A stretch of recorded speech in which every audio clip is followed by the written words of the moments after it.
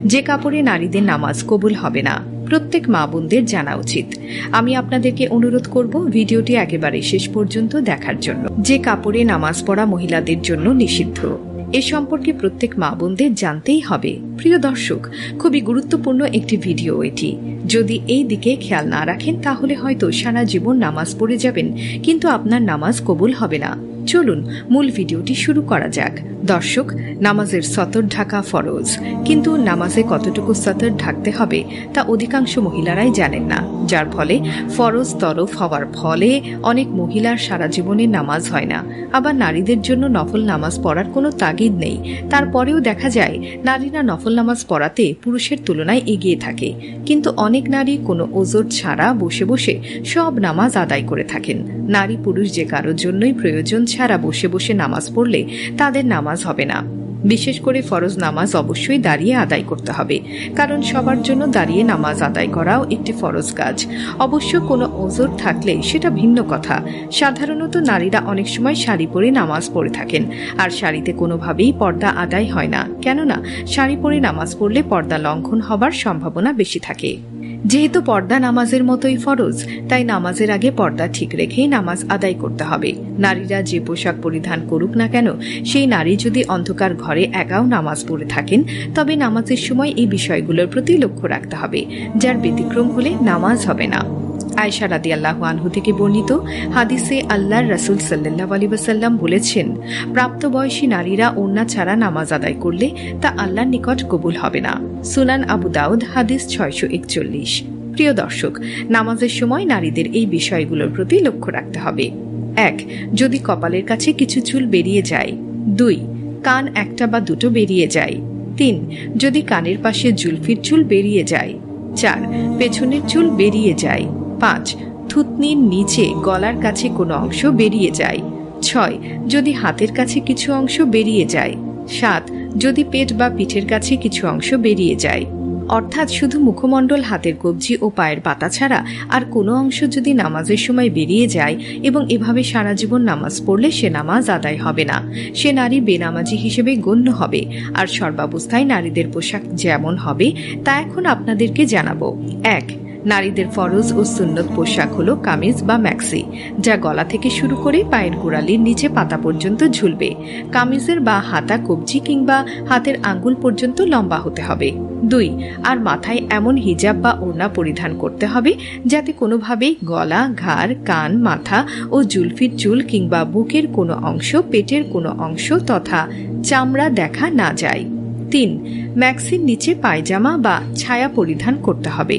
স্বামীর সামনে ছাড়া অন্য সমস্ত জায়গায় সর্বাবস্থায় এই পোশাকগুলো পরিধান করা নারীর জন্য ফরজ। প্রিয় দর্শক, নারীদের নামাজের পোশাক কেমন হওয়া উচিত তা ভালো করে জেনে নিন।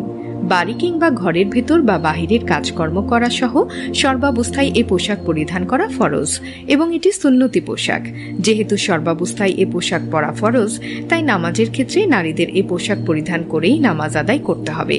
শাড়ি পরিধানে যদি এই অবস্থার ব্যতিক্রম হয়, তবে শাড়িকে যেমন পর্দার ফরজ আদায় হবে না, তেমনি নামাজ আদায় হবে না। মনে রাখতে হবে, যদি কারো কাপড় না থাকে তবে সে ব্যক্তি, নারী বা পুরুষ যেই হোক না কেন, যদি একাকী ঘরে কিংবা অন্ধকার ঘরে উলঙ্গ হয়ে নামাজ আদায় করে, তাতে তার নামাজ আদায় হয়ে যাবে। কিন্তু কাপড় আছে, অবহেলা করে পোশাক পরেননি, ফরজ সতর বেরিয়ে গেছে, সেখানে বেখেয়ালি তাকে নারী পুরুষ কারোরই নামাজ আদায় হবে না। এ অবস্থায় জীবনভর নামাজ আদায় করলে নামাজ আদায় হবে না। যেমন কোনো পুরুষ কাপড় থাকা সত্ত্বেও তার প্যান্ট এমনভাবে ঢিল করে পরিধান করে যার ফলে রুকু করতে গিয়ে নাভির কাছে কিছু অংশ কিংবা কোমরের কিছু অংশ বেরিয়ে যায়, তবে তাতে তার নামাজ আদায় হবে না। নারীদের পোশাকের ক্ষেত্রে পুরুষও দায়িত্বশীল হবে। তাদের জন্য সতর্কতা সেটি হলো, যে পুরুষের দায়িত্বে কোনো নারী থাকে, সে হতে পারে তার স্ত্রী, তার মা, তার বোন ইত্যাদি, তারা তাদের নামাজের পোশাক ঠিক আছে কিনা, তারা পর্দা করেন কিনা সে বিষয়ে খোঁজ খবর রাখা ও কর্তব্য ব্যক্তির একান্ত দায়িত্ব। যদি সে দায়িত্বশীল ব্যক্তির নামাজের ব্যাপারে খোঁজ খবর না রাখে কিংবা পর্দা ও নামাজের পোশাকের ব্যাপারে সতর্ক না করে বা ব্যবস্থা না করে, তবে এসব নারীদের তাদের দায়িত্বশীল পুরুষকে অপরাধী হিসেবে সাব্যস্ত করবে। সুতরাং দায়িত্বশীল সব পুরুষের উচিত হবে নারীর নামাজের পোশাক কিংবা পর্দার পোশাক সঠিক আছে কিনা সে বিষয়ে খোঁজখবর নেয়া। এটা পুরুষদের জন্য ফরজ দায়িত্ব। কেননা রাসূলুল্লাহ সাল্লাল্লাহু আলাইহি ওয়াসাল্লাম বলেছেন, দুনিয়াতে প্রত্যেকটি মানুষই দায়িত্বশীল এবং প্রত্যেকের তার দায়িত্ব সম্পর্কে জিজ্ঞাসাবাদ করা হবে। মুসলিম শরীফের হাদিস নাম্বার 4828। অর্থাৎ নামাজ শুদ্ধ হওয়ার অন্যতম একটি শর্ত হল সতর ঢেকে রাখা। নামাজি পুরুষের নাভির নিচ থেকে হাঁটু পর্যন্ত ঢেকে রাখা ফরজ। মহিলাদের মুখমণ্ডল ও দুই হাতের কবজি পর্যন্ত টাকনুর নিচে পায়ের পাতা ছাড়া সব অঙ্গকে ঢেকে রাখা ফরজ। তবে বিনা ওজরে পুরুষের মাথা, পেট, পিঠ, হাতের কোনোই খোলা রেখে নামাজ পড়লে তা আদায় হয়ে গেলেও মাকরু হবে। দর্শক, এখন আপনাদের ভালো করে জানতে হবে মহিলাদের নামাজের পোশাক কেমন হবে। ঢেকে রাখা অঙ্গগুলোর মধ্যে কোনো একটির 1/4 বা এর অধিক ইচ্ছাকৃত এক মুহূর্তের জন্য খুললেও নামাজ নষ্ট হয়ে যাবে।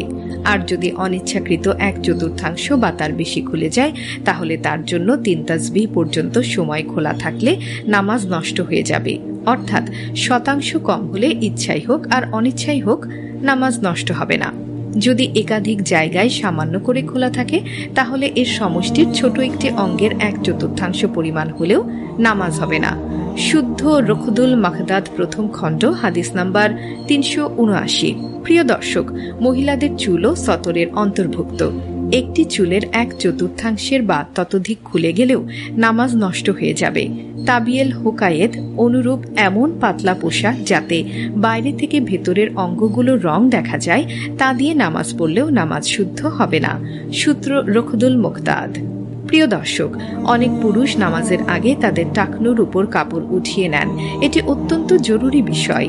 একটি হাদিসে এসেছে টাকনুর নিচের কাপড় পরিধানকারীদের নামাজ হবে না, তবে তা শুদ্ধ নামাজের সময়ের আমল নয়। যদিও নামাজের সময় এর গুরুত্ব আরও বেড়ে যায়, বরং পুরুষের লুঙ্গি, পাজামা, প্যান্ট ইত্যাদি নামাজের ভেতরে বাহিরে সর্বদা টাকনুর উপর কাপড় পরিধান করা অপরিহার্য। হাদিস শরীফে এ বিষয়ে কঠোর নির্দেশনা এসেছে। সুনানে আবু দাউদ হাদিস নম্বর 638, বুখারী শরীফ হাদিস নাম্বার 5787।